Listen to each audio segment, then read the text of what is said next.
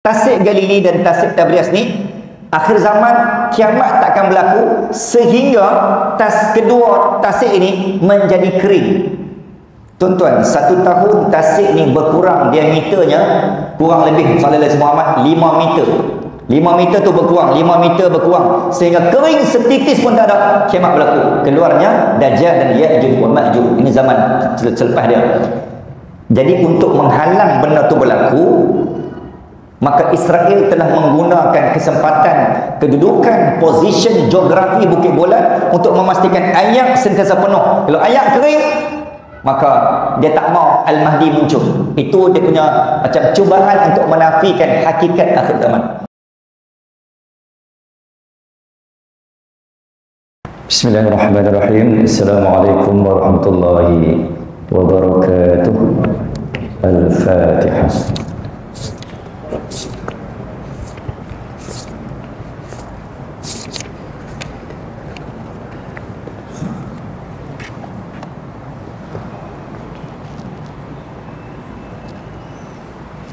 Alhamdulillahi Rabbil Alamin alladhi faraqal furqan wa ya munzil al-Quran bil hikmati wal bayan.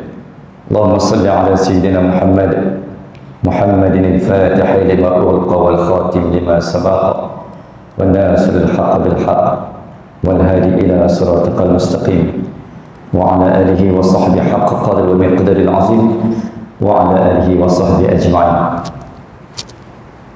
Nawaitu ta'aluma wa ta'lim wa tadhkura wa tadhkir wa naf'a wal intifa'. Allahumma faqihna fid din wa 'allimna ta'wil warzuqna fahman nabiyyin wa hifzal mursalin wa ilhamal malaikatil muqarrabin bi rahmatika ya arhamar rahimin. Insyaallah tuan-tuan, kita mulakan pertemuan, kita memulakan himpunan tafakkur, tadhakkur dan tadabbur dengan niat nawaitul i'tikaf fi hadzal masjid sunnatan lillahi ta'ala. Insyaallah tuan-tuan, kita mulakan pertemuan dan langkahan insyaallah untuk mendidik dan menyejuk serta mendinginkan hati, untuk membuka seluas dan selapang-lapangnya hati dan jiwa ini. Umpama tanah yang semakin merendah, akan makin banyak air yang ditadah. Jadi insyaallah tuan-tuan, untuk membuka, untuk mendinginkan hati sebagai tapak dan tanah semayan ilmu, insyaallah kita buka gelanggang dengan bacaan suratul Kahfi, menjadi pendinding, menjadi penyelamat muslimah min fitnatid dajjal. 10 ayat awal insyaallah. Bismillah. Bismillahirrahmanirrahim. Alhamdulillahilladzi anzala ala 'abdihi al-kitaba wa lam yaj'al lahu 'iwaja qayyiman liyundira ba'san shadidan min ladunhu wa yubashshiral mu'minin alladhina ya'maluna as-salihati anna lahum ajran hasana makithina fihi abada wa yundira alladhina qalu ittakhadha Allahu walada ma lahum bihi min 'ilmin wala li abaihim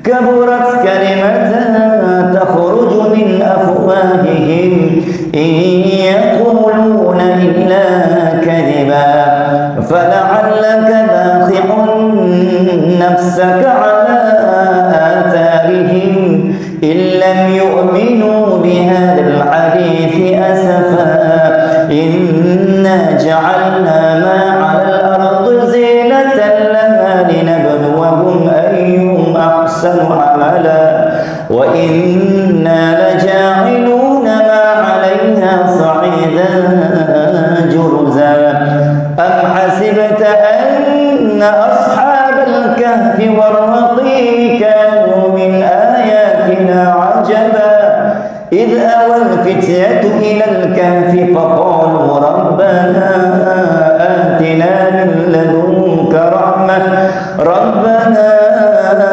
atina min ladunka rahmatan wa hayyi lana min amrina وهدنا رشدا صدق الله العلي العظيم. Ya Allah, Ya Rahman, Ya Dzal Jalal wal Ikram, andai ada jalan dan hati kami yang masih tertutup, Engkau bukakanlah. Andai ada yang sedang terikat, Engkau rungkaikanlah. Andai ada yang sedang sulit, Engkau lapangkanlah. Andai ada yang sedang resah gelisah, Engkau tenang dan damaikanlah, Ya Allah. Andai ada yang tersesat, Engkau tunjukkanlah jalan kembali dan jalan pulang kami, Ya Allah. Andai ada yang kami sedang berbalah dan berpecah, Engkau satu damaikanlah. Andai ada hati yang masih keruh, Engkau jernihkanlah. Amin ya rabbal alamin. Alhamdulillah. Tuan-tuan dan puan-puan, selamat datang ke Final War. Alhamdulillah. Malam ini insyaAllah membincang dan menyambung siri perbincangan di bawah tajuk besar Sejarah Khalifah Kerajaan Uthmaniyah.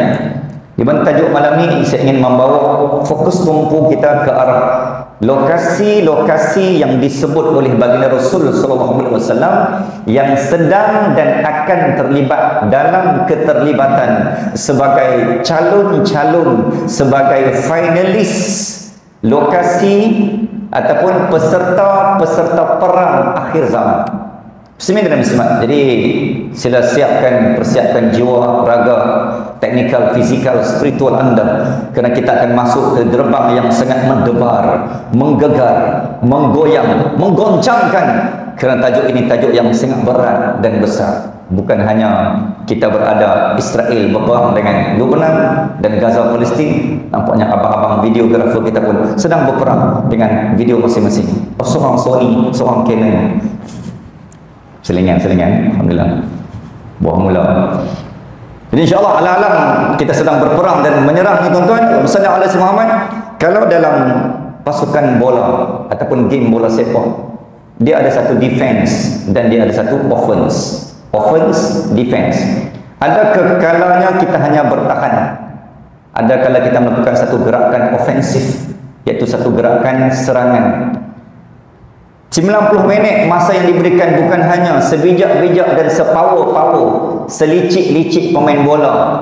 Soalnya semua tuan-tuan, bukan 90 minit tu bila ref tu whistle, bukan kerja hanya untuk menyerang within 90 minutes. Itu bukan pemain yang bijak.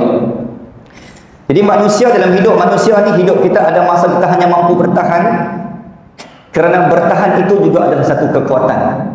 Serangan itu menunjukkan satu kebijaksanaan, tapi pertahanan itu menunjukkan satu kekuatan dan kekuasaan, serta bagaimana kamu mampu meletakkan diri kamu ketika kamu diserang, kamu berjaya mempertahankan ketabahan, kecekalan. Ketika kita diserang, kita mampu bertahan. Sebenarnya itulah satu-satu signal tanda kemenangan.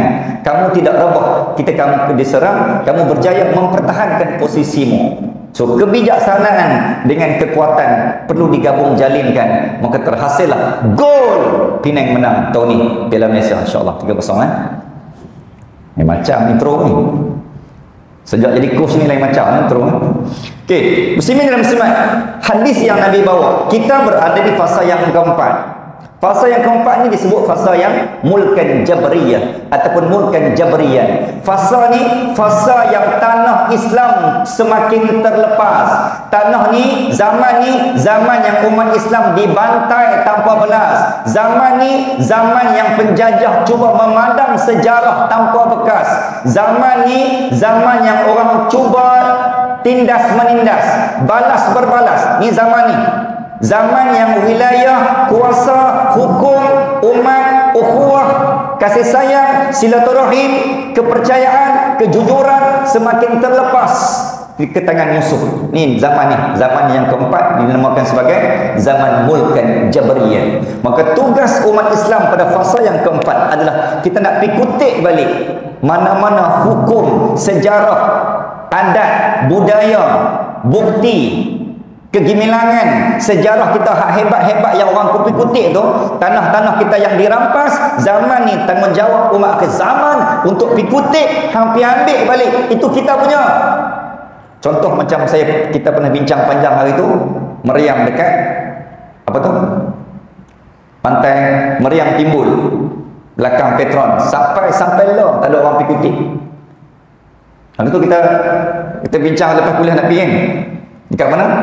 Nak seorang pun tak tahu ni orang Penang ni. Patutlah kapal yang landed nampak pun tak tahu. Itu meriam kita. Kita ulang balik 1791, 1821, serangan bagaimana Francis Light tikam belakang, dia main landing ke Pulau Pinang tanpa dalam senyap. Kononnya nak main berdiplomatik. Ni cerita lama ni, 1786, 1821, 1791. Sir Francis Light main menggunakan laluan Selat Melaka. Ending kat Pulau Pinang. Kononnya nak menjalinkan hubungan diplomatik dengan Sultan Abdullah.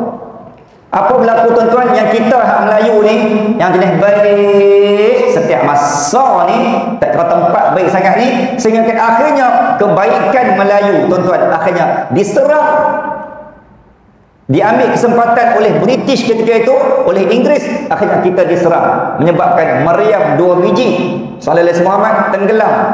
Allah takdirkan tuan-tuan, satu timbul sampailah menjadi meriam timbul. Sampai sekarang macam malam ni seorang pun tak pergi tuntut. Tu kita punya. Di mana? Kita ulang balik tuan-tuan, di belakang Tokong ataupun bangunan kuning di belakang Penang Central. Ada satu bangunan yang tersimpan barang kita punya meriam yang diguna pakai untuk mempertahankan kota Kedah sampai ke Kuala Perai. Dari Kuala Kedah masuk ke Kuala Muda Penang, Kuala Muda Kedah. Dulu Kuala Muda satu yang ada dua pun, Sallallahu Alaihi Muhammad. Lalu Pekan Darat sampai ke Kuala Perai, jatuh. Akhirnya Sultan Abdullah dan umat Melayu Islam daripada Penang lari ke Pulau Pinang. Sebahagiannya bukan dia lari saja, tetapi dia lari dengan bawa tanah, bawa nama sebagai mencintai tanah air, menjadi jawapan kepada persoalan kenapa tanah di Pulau Pinang seberang Perai Utara banyak persamaan dengan tanah Kedah. Kerana jawapannya kita pernah sebut sebelum ni, orang pejuang bangsa Melayu pada zaman diserang oleh Sultan, oleh Siam dan juga oleh Inggeris. Mereka mempertahankan sayangnya watan, sayangnya tanah air tuan-tuan, dihalau oleh Siam dan Inggeris. Mereka bawa setakat mana yang sempat, bukan dia bawa diri saja, dia bawa nama tempat. Akhirnya nama Kepala Batas, Sinto, Bertam, Sallallahu Alaihi Muhammad, apa lagi? Pokok Senang, nama-nama yang daripada Kedah semua dibawa. Sebahagian nama-nama daerah kampung di seberang Perai Utara semua dipinjam dari Kedah. Seorang Penang tok serba kemas sangat. Tu semua pinjaman semata-mata. So mujuk ada orang Kedah bagi pinjam nama tanah tu.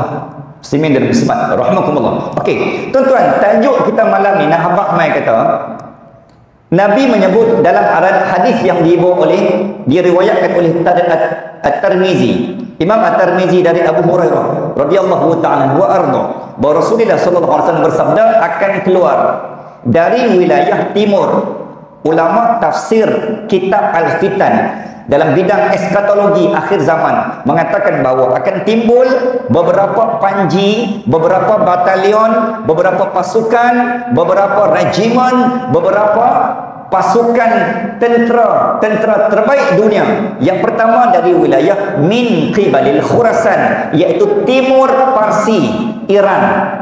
Bendera-bendera panji hitam di mana tidak ada satu pun yang boleh menghalanginya, sehingga ia dikibarkan menakluki dan memenangi ke atas tanah Palestin, iaitu Elia. Elia ni tanah tempat tinggi, Yerusalem. Hadis yang pertama. Hadis yang kedua, Ibnu Majah meriwayatkan, kemudian munculnya bendera-bendera hitam dari arah timur. Dari arah timur lah ulama tafsir membahagi kepada tiga. Satu Parsi, yakni Iran, Khurasan. Yang kedua daripada wilayah Syam yang mengandungi 4 penjuru negara, Syria, Palestin, Lebanon dan juga Jordania, termasuk Yaman. Kerana Yaman termasuk dalam doa Nabi, Allahumma barik lana fi Syamina wa barik lana fi Yamanina. Dua. Dan timur yang ketiga, min qibalil masyriq, daripada wilayah laluan timur yang sering kali kita sebut, dan semua negara yang berada di timur, bermula dari Afghanistan sampai ke seberang Jarastan, seberang Jayastan dan 9 stan. Kita semua kena percaya dan mengaku kita lah yang Nabi sebut, tentera akan bangkit dari timur. Bukan kita saja, tapi kita termasuk sebahagian wilayah timur. Lantas mereka memerangi kaum dengan satu peperangan yang belum pernah dialami oleh kaum sebelum ini. Kemudian beliau melanjutkan sabdanya, baginda melanjutkan sabdanya, maka jika kamu melihat tentera-tentera itu, berbaiatlah kamu walaupun terpaksa merangkak di atas salji. Maksudnya tuan-tuan, we have no choice. Bila sampai zaman tu, kita kena picok 10 jari masuk tentera. Tu poin dia. Simin dan muslimat rahmatullah. Alhamdulillah. Saya minggu lepas ada program dengan di Mindef. Jadi memakai pakaian tentera, saya rasa bila kita duduk sembang bab ketenteraan dan peperangan, dan Allah bagi peluang baru ni dengan daripada tentera darat di Malaysia memakaikan pakaian dia buat khas pada saya sebagai kor agama Kagat.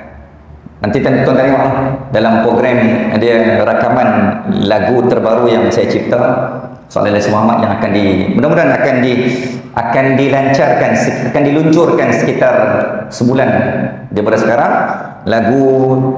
Lagu single saya yang menggabungkan saya dan juga daripada kumpulan nasyid daripada pasukan tentera darat yang akan dilancarkan, yang akan diluncurkan kurang lebih 3 minggu atau dari sebulan dari sekarang, di mana saya memegang watak sebagai tuan-tuan nantikan kemunculan lagu terbaru yang berkaitan dengan ruhul jihad Palestin. Nah, Abang Mai kata bila memakai pakaian tentera tu tuan-tuan, saya rasa ya Allah, selama ni kita duduk sembang bab teori, tapi bila kita pakai pakaian uniform yang ada ruh, kita rasa bagaikan Allah menyuntik satu ruh, satu semangat, satu spirit yang luar biasa. Walaupun body kita hanya seberat 40 kilo je. Tersebut pula. Alhamdulillah. Sebab tu nampak tuan-tuan cukup habis. Kena clean. Nak pakai baju tentera ni, walaupun hanya lakonan, tetap kena clean. Muslimin dan muslimat nasib. Kali ini antara sumbangan saya pada tentera. Jadi lagu dan lirik saya cipta gabungan dengan kumpulan nasyid tentera darat, Sallallahu Alaihi Muhammad, hadiah saya untuk pasukan tentera udara, darat dan laut sebagai lagu jihad Palestin yang akan dibawa oleh semua pasukan tentera. Okey, tuan-tuan dan puan-puan, kembali. Okey, jadi bila Nabi sebut Islam akan bangkit, rising Islam will be rise. Rising Islam from the east. Islam akan bangkit dari timur. Maka tuan-tuan, nak bangkit dari mana? Okey, jom kita tengok lokasi-lokasi yang telah dikenal pasti dalam hadis-hadis kitab Al-Fitan daripada pihak kita orang Islam maupun kepercayaan pihak Kristian yang dinamakan sebagai bidang ilmu eskatologi, ataupun dalam bahasa Yunani disebut eskatos. Jadi cerita tentang lokasi ini kita kena alert dan kita kena be careful and beware. Kita kena ambil tahu tentang, tuan-tuan, sebab lokasi ini lokasi yang disebut oleh Nabi tentang kita kena support berjuang untuk memenangkan Islam, kerana musuh akan conquer tempat ini kalau kita tak conquer. Yang pertama dinamakan sebagai Semenanjung Sinai. Tuan-tuan, sebenarnya Sinai ini di bawah kerajaan Mamluk sekitar 1861 sehingga 1878. Kerajaan Mamluk adalah kerajaan yang menguasai bumi dunia ini sebelum kerajaan Utsmaniyah. Ketika Mamluk jatuh di bawah Sultan ataupun Khalifah Muhammad Ali Pasha, maka penggantinya adalah kerajaan Utsmaniyah. Jadi kerajaan Utsmaniyah memiliki ataupun memerintah, memegang perjalanan penguasaan hal ehwal pentadbiran negara Mesir ketika itu, termasuk Semenanjung Sinai. Muslimin dan muslimat, kawasan Mesir ini kawasan yang disebut sebagai Ardul Barakah ataupun Ardul Kinanah, tempat Nabi Musa mendapat wahyu. Mana-mana bukit yang Nabi-Nabi pernah pijak untuk mendapatkan wahyu, musuh dia akan conquer dan dia akan take over, kerana dia tak mahu umat Islam duduk di tempat yang ada keberkatan mukjizat tapak kaki Nabi. Jadi antara tujuan kenapa musuh-musuh Islam nak mengongkeri, ayat baru nak mengongkeri, nak menguasai Semenanjung Sinai, sebab dia nak kita terputus terus daripada keberkatan tapak kaki Nabi yang pernah mendapat mukjizat wahyu dari situ. Okey, lokasi konflik perang akhir zaman yang pertama Semenanjung Sinai ni tuan-tuan, di bawah Mesir, yang di bawah kerajaan Mamluk, lepas tu pas dekat Ottoman. Okey, apa berlaku? Bila General Allenby ni adalah orang pertama daripada British dan Inggeris yang masuk ke dalam Palestin 1927. Ni cerita sebelum Yahudi masuk. Dia orang pertama masuk secara senyap. Tuan-tuan dan puan-puan, selepas Turki jatuh, jadi dia orang pertama yang masuk 1927, baru masuk orang kampung Bokmai sikit membentuk kerajaan negara Yahudi 1948, 15 Mei 1948. Cerita dia, kenapa mereka nak kuasai Mesir ni? Yang pertama, Mesir ada bumi yang ada berkat, yang ada ruh, satu. Yang kedua, Mesir ni mempunyai logistik dan kekuatan negara yang banyak bukit. Jadi mana-mana negara yang ada bukit memberi satu advantage kepada musuh. Jika mereka take over, boleh menggunakan bukit sebagai pendinding dan penahan bila berlakunya perang. Ini antara tujuan spiritual dan teknikal kenapa Semenanjung Sinai ni nak dikuasai oleh Yahud. Akhirnya tuan-tuan, pada 1967 berlaku perang, dia panggil perang 6 hari. Perang 6 hari ni berlaku 1967, di mana Israel, Yahud ketika itu dah menguasai Palestin. Mereka menggunakan segala kekuatan yang ada. Akhirnya berlakulah perang fasa pertama 1967. Waktu ni tuan-tuan, Arab dia berada dalam jaluran dan gabungan gagasan dia panggil Liga Arab. Bukan hanya bola ada liga, negara pun ada liga. Waktu ni kita ada 6 negara Arab. Yang lead adalah Mesir dan Syria. Berlaku perlawanan tuan-tuan dan puan-puan. Akhirnya Israel menang tipis. Okey, saya tak ringkas, saya tak detail sangat kat sini. Tuan-tuan sebab banyak kita nak bincang ni. Okey, bila lawan punya lawan, kekuatan Israel waktu tu lebih bersedia dari segi artileri dan juga militeri serta infanteri. Barisan tentera Israel lebih bersedia. Akhirnya Israel menang tipis 1-0. Bila menang tuan-tuan, Sinai dan juga yang kedua Bukit Golan. Bukit Golan ni dia berada di Syria. Tapi sekarang dalam wilayah Israel dah take over dah. Pada 1967 dua tanah Islam telah dirampas dan dua tanah Islam sudah terlepas, iaitu Sinai dan juga Golan. Dua-dua ni aset mahal berharga untuk umat Islam. Tapi kita tak belajar sejarah, umat Islam semakin lena, nganga, terpesona dengan harta, tawaran dunia. Akhirnya kita membiarkan dua aset dunia ni terlepas ke tangan Yahud 1967. Akhirnya tuan-tuan dan puan-puan, 1973 maka geng Arab yang dikuasai dan dipimpin oleh Mesir dan juga Syria ketika itu bagaikan tersedar dan tertampar. Wih, kita buat apa ni? Itu tanah kita pun. Pasal apa kita biar terlepas ni? Tak boleh ni. Kita kena kumpulkan semula kekuatan. Muhasabah balik. Astaghfirullah rabbal baraya. Astaghfirullah minal khataya. Hasil muhasabah 1967 sampai 1976. Maksudnya tuan-tuan, for the next 6 years, 6 tahun berikutnya berlaku serangan kali kedua. Liga Arab berlawan dengan Israel. Dia panggil perang Yom Kippur. Perang inilah yang menjadi titik takut dan titik jatuhnya Israel, di mana wilayah Bukit Golan dan juga Semenanjung Sinai tuan-tuan kembali ke tangan kita. Menang 1973 6 Oktober. Itulah kali terakhir mereka Israel mendapat serangan yang paling amat dahsyat, sehingga kan Sinai dan Golan terlepas dari tangan mereka dan kembali menjadi hak milik kita. Alhamdulillah. 1973 6 Oktober bermula dan bertitik tolak dari 6 Oktober 1973 tuan-tuan dan puan-puan. Maka for every 6 Oktober, for every year, Israel akan berjaga-jaga. 6 Oktober 1974, 75, 76, 8, sampailah 6 Oktober 2023. Tidak ada sebarang peperangan, maka Israel mendabik dada. 6 Oktober 1973 kali terakhir kita diserang. 6 Oktober 2023 cukup genap 50 tahun tanpa ada perang. Kita menang. Mana ada Israel, mana ada Arab berani lawan kita. Maka mereka menyambut anniversary Jubli emas 50 tahun tanpa perang. Akhirnya tuan-tuan, apa berlaku? Kita flashback balik sempena anniversary setahun peperangan di Gaza. 6 Oktober 2023 terjatuh pada hari Jumaat.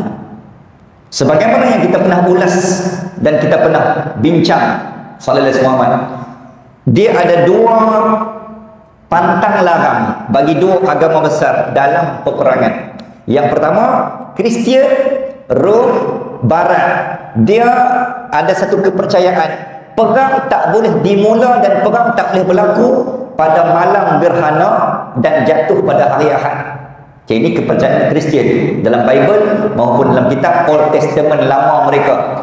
Yahudi, kita ulang balik tuan-tuan, ulang kaji balik, kepercayaan Yahudi tidak boleh berlaku perang pada hari Sabtu. Dia panggil Yaumus Sabat. Yahudi dia ada 6 perayaan. Salah satu perayaan dia adalah pada hari Sabtu. Pada hari Sabtu mereka akan memenuhi setiap inci 36 hektar keluasan kompleks Masjid Al-Aqsa di dinding ratapan. Mereka akan meratap. Oh, beda bo. Oh, beda bo. Mereka akan meratap. Cara Yahudi meratap, dia akan tulis segala dosa dan kesalahan dia pada kertas. Dia letak dekat celah dinding ratapan. Dinding ratapan ni sebelah masjid buruk. Nabi sampai ke Palestin, Nabi ikat buruk dekat masjid tu menjadi masjid buruk. Nabi pergi ke Qubatul Sakhara, lalu naik ke langit, Mi'raj. Buruk ditambah di masjid tu. Di belakang masjid itulah tempat yang paling mulia bagi Yahudi. Mereka akan meratap di situ.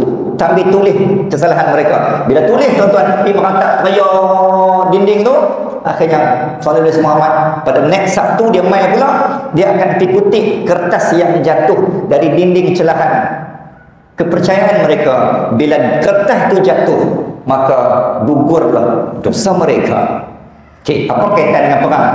Okey, bila 6 Oktober 2023, tuan-tuan dan puan-puan, hari Jumaat, kebijaksanaan dan kejeniusan politik dan juga perang yang dicetuskan oleh Yahya Sinwar selaku mastermind politik dan politik dan juga technical serta tactical war yang digunakan oleh Yahya Sinwar. Dia yang mengilhamkan perang hanya mesti dibuat pada next day 7 Oktober 2023 ketika Yahudi sangat takut hari itu berlaku perang. Akhirnya tuan-tuan dan puan-puan, maka genius politik sekali lagi Yahya Sinwar yang mengilhamkan dengan izin Allah Azza wa Jalla, maka 50 tentera skuadron udara, tentera diraja udara Al-Qassam dengan menggunakan paragliding dan layar, paragliding keluar dari tempat persembunyian, tak pernah disangka-sangka. Akhirnya tuan-tuan, kawasan kota Ashkelon ni kota Asqalan, asalnya Palestin. Israel ambil, dia jadi pusat navigasi, komunikasi, artileri, pusat data internet, monitor dan memantau setiap pergerakan radar di udara. Jadi bila berlaku 7 Oktober, memang Yahudi tak ready. Mereka tu tengah nak meratap.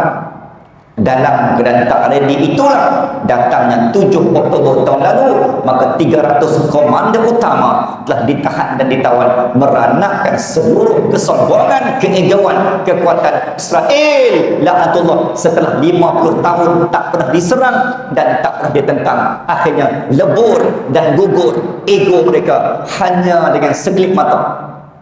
7 Oktober. Simin dan muslimat rahimakumullah. Itu ulang kaji balik bagaimana boleh berlakunya perang. Jadi tuan-tuan, 1973 sampai 2023 Israel dan Yahudi ini dia selesa, tak pernah diserang.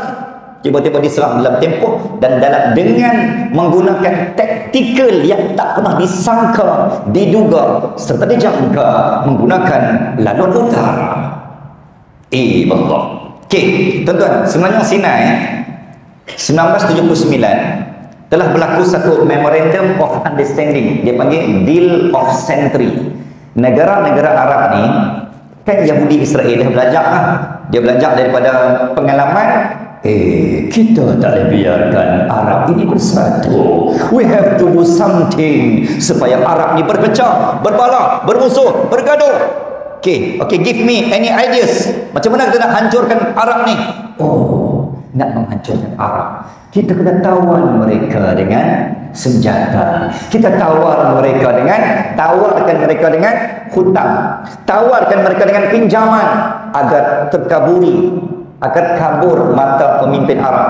Akhirnya punya sungguh tuan-tuan, 1979 maka berlakulah deal of century, di mana Israel telah membeli jiwa pemimpin Arab dalam MOU, Memorandum of Understanding 1979. Akhirnya disitulah berlakunya satu sepakat suara di mana negara Arab tak boleh kata apa dan bangkit bertindak bermula 1979 jika Yahudi Israel masuk ke tanah Palestin melakukan genosid, dan semua negara Arab sign kontrak seminar bersama. Antaranya benda yang sangat menyedihkan iaitu negara Arab Saudi, Al-Mamlakatus Saudi Arabia, yang telah menghantar bantuan kepada kerajaan Israel sebanyak 53 juta setiap tahun. Dana ni untuk apa? Semenanjung Sinai dalam perancangan protokol Zionis. Tuan-tuan, tempat inilah yang akan menjadi Palestin 2.0. Palestin new, kita kata macam new world order. Palestin bagi mereka, Palestin tetap akan ada, tapi akan dipindahkan dari tanah Palestin sekarang yang akan bertukar menjadi Israel Raya mengikut plan mereka. Maka seluruh tanah inci Palestin akan ditutup dan diubah menjadi Israel Raya, dan kemana sisa-sisa rakyat Palestin jika masih hidup, mereka akan dipindahkan ke Semenanjung Sinai. Dan sekarang tuan-tuan, pembangunan sedang rancang sedebina di Semenanjung Sinai, dan hak negara Arab yang saya kata tadi pun bantu suntik dana dengan alasan, nampak tuan-tuan, dengan alasan daripada rakyat Palestin duk kena siksa, duk kena bunuh, baik kita pindahkan mereka ke Semenanjung Sinai. Nampak ayat tu logik? Saya ulang, daripada duk membiarkan rakyat Palestin terbiar, tersiksa, terbunuh, kan, seminar bersama, tertindas, dizalimi di bumi Palestin, baik kita pindahkan mereka secara aman ke Semenanjung Sinai.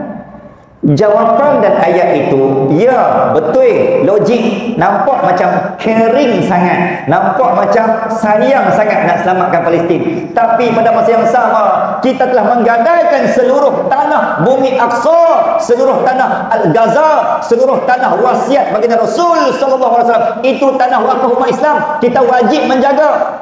Walaupun hang niat baik nak menyelamatkan rakyat Palestin, tapi itu bukan kaedah dan caranya. Matlamat tidak menghalalkan cara. Tapi pemimpin Arab waktu tu telah berjaya dibeli. Akhirnya itulah Semenanjung Sinai, target mereka akan menjadi tempat Palestin yang akan di-clear. Itulah kita panggil ethnic cleansing, pembersihan etnik. Dan etnik kalau ada, Palestin kalau ada, semua nak dipindahkan ke Semenanjung Sinai. Tuan-tuan dan puan-puan, untuk rekod, Semenanjung Sinai mempunyai keluasan 60,000 km persegi yang dulunya di bawah pentadbiran kerajaan Mamluk, dan seterusnya di bawah pentadbiran kerajaan Utsmaniyah. Dan waktu itu juga Utsmaniyah yang menjaga hal ehwal pentadbiran, memastikan setiap anak Gaza, anak Mesir, anak Sinai menjadi anak mereka. Tak ada umat dan rakyat yang akan tidur dalam kelaparan sepanjang di bawah pentadbiran kerajaan Utsmaniyah. Allah. Okey, tu cerita yang dua, Golan dan juga Semenanjung Sinai. Jadi dua-dua ni sekarang kat mana? Dua-dua ni masih berada di bawah Israel lah. Sebab mereka dah rampas balik Salih dan semua aman. Walaupun 1973 kita ambil balik, dan sekarang kedua-dua ni berada di bawah wilayah taklukan penjajahan Israel, Sinai dan juga Golan, kerana termaktub perjanjian MOU 1979 bersama dengan kerajaan negara Liga Arab di sekitar negara Palestin. Yang ketiga, Harmageddon. Harmageddon ni tuan-tuan, okay, ini bumi bentuk dia sebelah kanan tu. Harmagedon ni, sallallahu alaihi Muhammad. Ini Bukit Golan, Bukit Golan. Okey, Bukit Golan. Okey, yang ketiga ini Harmagedon. Bukit Golan tadi mempunyai keluasan 1800 km persegi yang menjadi sumber air. Kenapa Israel nak sangat Bukit Golan? Tadi Semenanjung Sinai dia nak sangat sebab apa? Sebab dia nak halau semua dari Palestin pergi ke situ. Terbinalah Palestin baru. Golan pula dia nak sebab apa? Sebab Bukit Golan ni Allah buat secara natural semula, jadi dia merupakan sumber air.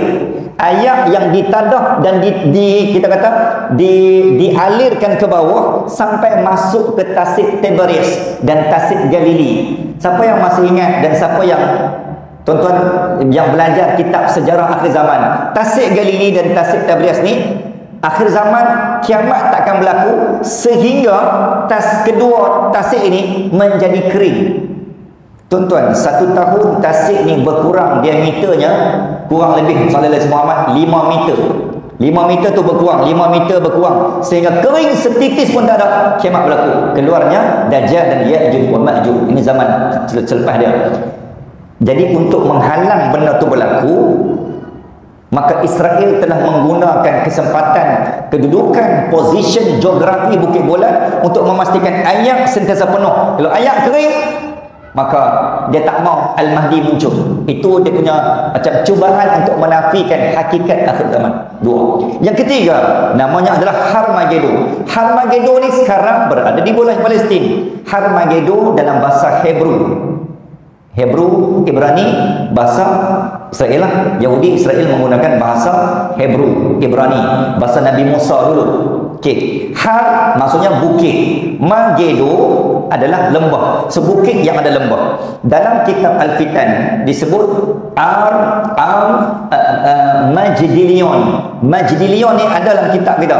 So saya kata semua lokasi yang terlibat dalam perang ni, Muslimin dan Muslimat, bukan hanya mengikut kepercayaan Yahudi dan Rom, Kristian, tapi disebut langsung dalam kitab-kitab Al-Fitan dan hadis-hadis yang dibawa oleh antaranya Huzaifah Al-Yamani, penyimpan rahsia, penyimpan mohon-mohon besar diraja, rahsia tentang sulit, rahsia sulit tentang hadis-hadis akhir zaman yang Nabi tak bagi kat orang lain, hanya dia yang simpan.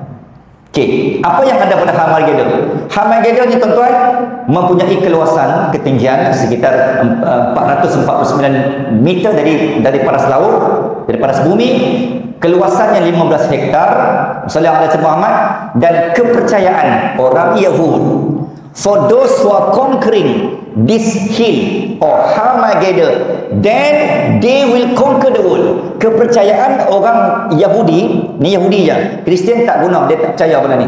Yahudi percaya mana-mana kekuasaan, ketenteraan, kerajaan yang menguasai bukit ini secara keseluruhan dan total, dan mereka akan berjaya menguasai bumi. Dan sekarang mereka percaya bahawa now kami world number one, kami menguasai dunia, bumi, kerana kami telah berjaya menakluki wilayah Harmagedon. Bukit ni dalam Palestin lah, dan sekarang berada di utara Palestin, dan sekarang berada di wilayah negara Israel. Maksudnya, okey, tuan-tuan faham macam ni macam mana nak tahu yang ni dalam Israel ke, ni Palestin ke? Cerita dia semua Palestin. Okey, terpecah wilayah Palestin kepada 3 kawasan, tiga partition, 3 zon. Zon ini terpecah kepada pada tahun 1993, perjanjian Oslo, ketika Yasser Arafat memimpin PLO, pemimpin Palestin. Zon A dipanggil zon kita sekarang ni, zon Gaza, zon Khan Yunis, zon Al-Adar Arbalah, yang totally rakyat Palestin Islam sahaja. Palestin ada 11 daerah, 5 daerah berada di zon A. Zon A inilah zon yang mempunyai aset harta berharga daripada Gaza sampai ke Rafah, sallallahu Muhammad, dan dia menghampiri ke wilayah Syria dan Jordan sempadan. Zon B, zon yang semua Israel duduk. Jadi majoriti Israel, kota Ashkelon, Tel Aviv, ni semua ni kita panggil wilayah yang dirampas oleh Israel. Kita minority. So zon B, zon majority yang dikuasai oleh Israel. Zon C adalah zon sharing. Kat mana? Zon kongsi. Zon kongsi ni zon Jerusalem, Baitul Maqdis.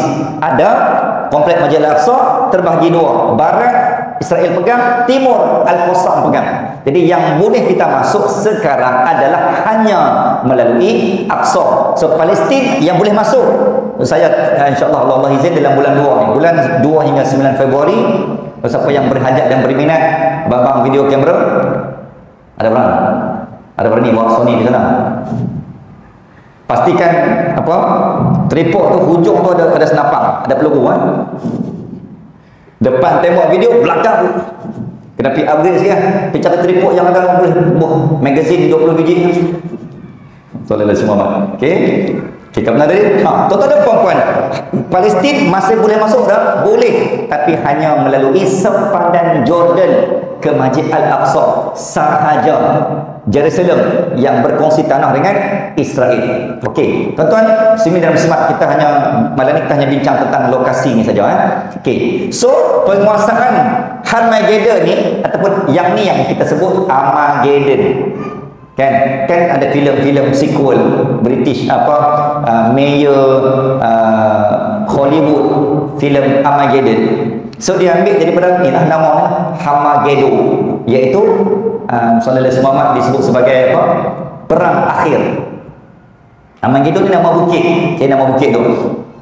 Apa fungsi Armageddon ataupun Armageddon ni pada Israel? Sekarang menjadi tempat apa? Tempat mereka meletak dan memaksimumkan Iron Dome. Semua kubah-kubah besi untuk memintas semua rudal dan peluru berpandu dari 5 penjuru serangan. Dulu hanya daripada penjual Al-Qassam. Dulu hanya satu Gaza Israel. Gaza Israel hanya, maksudnya Al-Qassam hanya one way walk, satu laluan perang. Tapi sekarang 5 penjuru. Iron Dome tu tuan-tuan. Dan kalau tuan-tuan tengok dalam update berita Yedios Patronos, ni berita media rasmi Saudi, Yedios Patronos, tak ada satu pun Iron Dome yang selamat, hancur. Dulu dia perkemah, dia kata Iron Dome ni, Iron Dome kubah besi yang paling canggih dan paling kebal di dunia dimiliki oleh Israel. Tapi semenjak Iran menyerang ni, semua tu tak boleh pakai, hancur. Iron Dome ni cara dia, satu dia tahan, satu dia serang. So dia ada dua kat situ. Satu bertahan, kan besi kan, iron kan besi. Jadi bila mat, dia macam kalis peluru kan, kalis peluru. Dan pada masa sama dia juga bertindak boleh menyerang dan memintas mana-mana rudal. Pada 16 April 2024 bila berlakunya serangan 300 rudal peluru berpandu dari Iran yang Jordan pintas tu, jadi sebahagiannya diguna pakai Iron Dome tu, pintas Jordan pintas, sebahagiannya Israel pintas menggunakan Iron Dome, kubah besi yang menjadi kebanggaan dan aset bernyawa untuk Israel. Muslimin dan muslimat, saya tutup, saya rasa sampai yang keempat ni. Okey, Baidak ni tuan-tuan, okey. Sinai, Golan, Armageddon, ini fasa kita. Fasa sekarang ni. Current time, masa sekarang. Dan yang keempat, yang ni mungkin kita tak sempat. Tapi tuan-tuan doa supaya kita sempat, sebab nak tengok betul macam mana the real situation. Okey. Cerita dia, yang ni apabila Imam Mahdi telah muncul. Okey, semakin hampir, semakin dekat. Bila tanda Imam Mahdi muncul, bila ketiga-tiga bukit atas tu telah dikuasai musuh. Sebab tu saya susun mengikut timeline dan kronologi, bukan saja-saja, dia ikut timing dia. Bila tiga-tiga dia dikuasai, tak ada siapa nak selamatkan bumi, maka lahirlah superwira, adiwira yang akan menyelamat dan mengampas balik hak yang telah dirampas. Datanglah Al-Mahdi. Saya ringkaskan tuan-tuan dan puan-puan, muslimin dan muslimat rahmatullah, ketika Al-Mahdi dizahirkan, fayazharuna alaihim, dibai'ah dan dijelas serta dizahirkan oleh Allah Azza wa Jalla. Di belakang Al-Mahdi ada 313 orang ulama. Ini antara pandangan ahli sirah dan ulama Al-Fitan mengatakan zaman tu kita akan kembali seperti duduk pada zaman Nabi, kerana Al-Mahdi seperti Nabi dan sahabat dan 300 ulama yang di belakang dia, yang menyokong dia, umpama akhlak sahabat. Jadi siapa yang hidup zaman tu, kita rasa seolah-olah kita akan duduk seperti ada Nabi, kerana zaman tu mengimbau semula peperangan Badar Al-Kubra, 313 Badar. Maka Al-Mahdi juga memiliki 313 orang ulama yang juga penyokong dan pendukung tegar dan setia waktu itu. Siapa yang sempat sampai zaman tu, kita rasa seolah-olah kita duduk di zaman Badar, Madinah, Al-Munawwarah Kubra. 2 Hijrah, 17 Ramadan akan berulang. Sejarah akan berulang. Sejarah akan berulang. Tuan-tuan dan puan-puan, apa berlaku di Baidah ni? Baidah ni persempadanan antara Madinah nak pergi ke Makkah.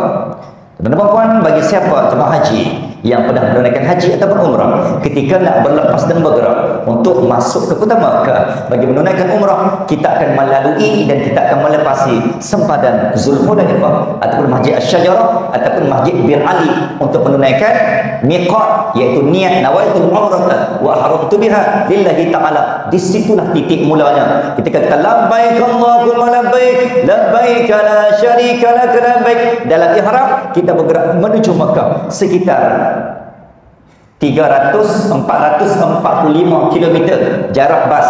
Kalau jarak kereta api 37 kita 373. Kalau jarak jalan kaki 507.8 km.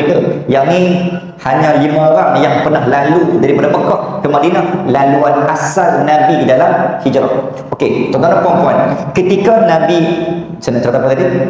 Ketika kita bergerak daripada Zulhulaifah menuju ke Mekah, akan ada satu simpang 3 sempadan.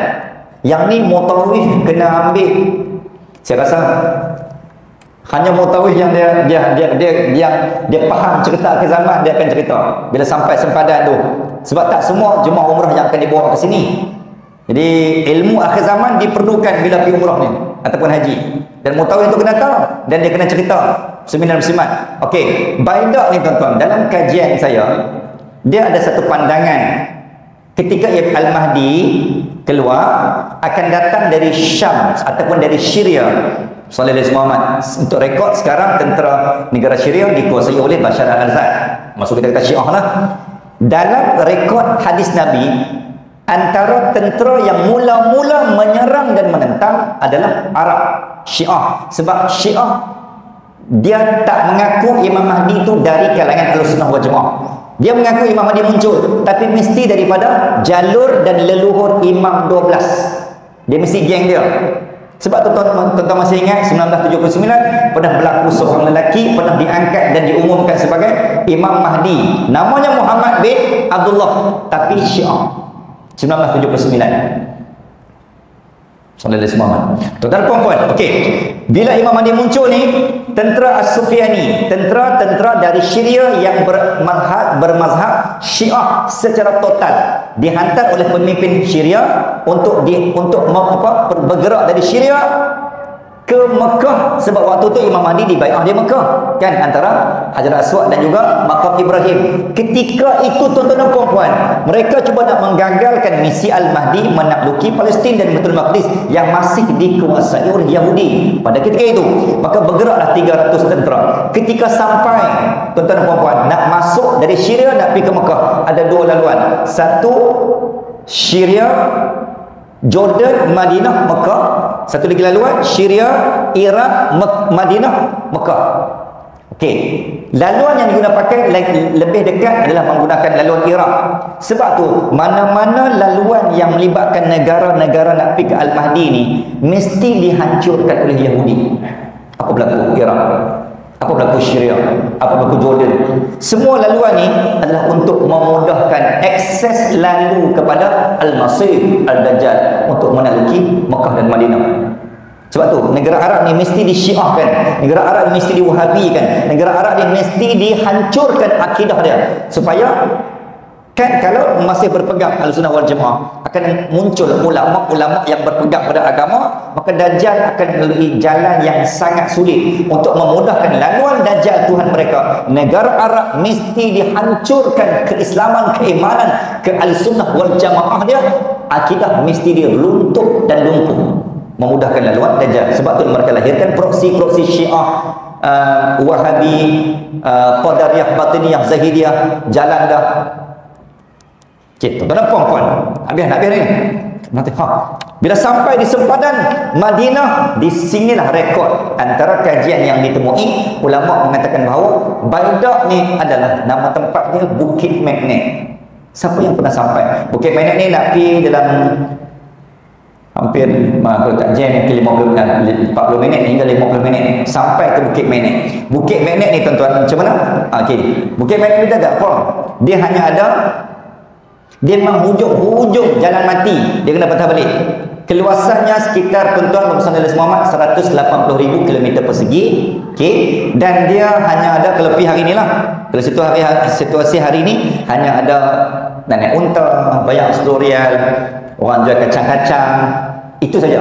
Dan kalau tuan-tuan sampai, suasana dia macam agak hening, sayang. Sebab dia kadang-kadang jarang-jarang dikunjungi manusia. Dan keunikan Bukit Magnet, mungkin tuan-tuan pernah belajar sirah, mana-mana kenderaan, sebab dia berbukit, nama berbukit, bila kita parking kereta, sama ada lepas handbrake, release ataupun tarik, tuan-tuan akan tengok bas ataupun kenderaan itu yang di parking itu, dia akan tertarik ke arah bukit. Di situ ada disebut sebagai Bukit Magnet. Dalam arti kata lain, seolah-olah Allah nak nampak di kawasan itu ada satu benda yang sedang menarik manusia ke arahnya. Pernah dibuat kajian, bas berhenti 2013, driver turun, dia nak test betul ke tak betul Bukit Magnet. Tengok semua tuan-tuan, bas tu tertarik ke arah bukit, walaupun dalam keadaan mendaki bukit, dia tertarik ke arah bukit, patutnya dia gelongsor. Muslimin dan muslimat rahmatullah. Okey, pandangan pertama mengatakan di bukit itulah geng tentera As-Sufyani dari Syria sallallahu alaihi Muhammad on the way nak bergerak ke Makkah untuk membunuh Imam Mahdi. Misi membunuh Al-Mahdi sampai di tanah itu, akhirnya seluruh kekuatan 300 tentera Sufyani Syiah itu akan ditenggelamkan oleh Allah, kerana ada tarikan magnet bumi di situ yang terkuat. Jadi sebetulnya ditemui kajian, rupanya di situ mungkin kemungkinan yang dikatakan bumi akan menarik umat dan tentera yang nak membunuh Imam Mahdi untuk menggagalkan supaya Allah tetap menyelamat dan memelihara Imam Al-Mahdi. Ada pandangan lain, tuan-tuan mengatakan hanya 2 orang terselamat. Yang 2 orang ni akan dipetah balik ke Syria, dia bagi tahu dekat pemimpin mereka, ni geng-geng kita mati dah ni, bumi kena telan, bumi telan depa, Al-Mahdi masih selamat. Lepas itulah barulah tentera tu sendiri yang akan pergi turun, berlakulah peperangan besar di penjuru Kaabah. Sallallahu alaihi Muhammad. Tuan-tuan dan puan-puan, jadi saya nak stop sampai sini. Dia nak Abang Mai kata, kalau tuan-tuan pergi tempat sini, kalau kita yang tak tahu sirah, dia akan hanya pergi sebagai tempat destinasi pelancongan, ambil gambar, selfie, update, post, beli kacang, naik unta, sekadar untuk keduniaan semata-mata. Sebab sedangkan lokasi dan lokaliti Makkah Madinah sangat banyak yang akan terlibat dalam peperangan akhir zaman. Ya tuan-tuan, saya kira kita stop sampai sini dulu. Sallallahu alaihi Muhammad. Dan kesimpulan daripada pertemuan kita malam ini, nak Abang Mai kata, Allah buat sirah dan sejarah. Allah cipta bumi ni, bumi yang perlu dikaji, bumi yang ada tapak kaki Nabi, bumi yang perlu dijaga, yang perlu diharang setiap masa dan ketika, agar kita menjadi pewaris Nabi. Jangan kamu melepaskan tanah dan hak yang telah kamu miliki sehingga satu hari nanti kamu tidak ada apa-apa, kerana musuh yang kononnya dipercayai akhirnya mengambil kesempatan untuk merampas apa yang kalian punyai. Ketika itu kamu yang hanya ada air mata untuk ditangisi. Tuan-tuan dan puan-puan, mudah-mudahan menjadi manusia dan bangsa yang sentiasa menjaga harta dan pusaka yang ditinggalkan Nabi. Kerana setiap tanah yang ditinggalkan pada kita tuan-tuan, semua maharnya darah dan air mata, bukan datang secara percuma. Aku qaulu hadza wa astaghfirullahalazim li wa lakum. Bila kita berhidayah. Assalamualaikum warahmatullahi wabarakatuh. Taqabbalallahu minna wa minkum. تقبل يا كريم. بسم الله الرحمن الرحيم. اللهم إنا نسألك علما نافعا وعملا صالحا متقبلا ورزقا واسعا وحلالا طيبا وشفاء من كل داء وتجارة لن تبور. صلى الله على سيدنا محمد وعلى آل محمد والحمد لله رب العالمين. تقبل الله منا ومنكم. تقبل يا كريم.